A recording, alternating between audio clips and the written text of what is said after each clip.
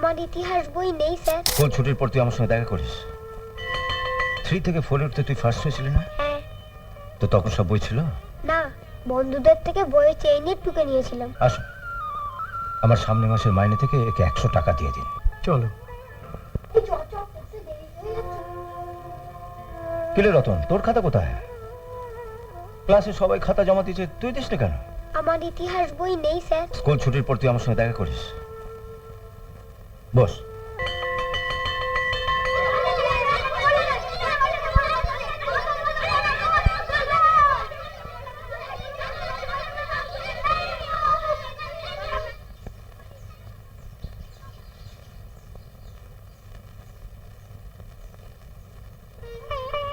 আয়।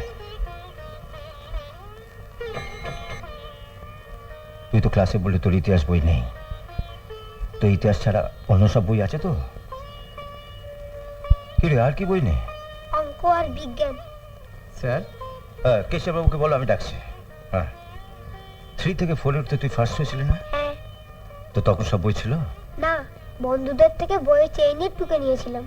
বাড়িতে কে কে আছেন তোর? মা, বাবা আর এক বোন। বাবা কি করেন? বাবা কিছু করে না, মা পরের বাড়িতে কাজ করে। আমায় ডেকেছেন স্যার? হ্যাঁ, আসুন। আমার সামনে মাসের মাইনে থেকে একে 100 টাকা দিয়ে দিন। কি হলো? বলছিলাম কি স্যার, আপনার মায়না থেকে টাকাটা দিতে যাবেন কেন? আমি বরং ক্যাশ থেকে টাকাটা দিয়ে দিচ্ছি, পরে অন্য কোনো খাতে দেখিয়ে দেব। যা বলছি তাই করুন, আমার মাইনে থেকে টাকাটা দিয়ে দিন। সরি স্যার, চলো।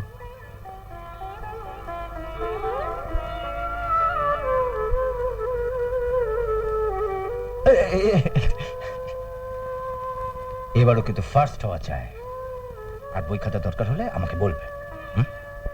যাও।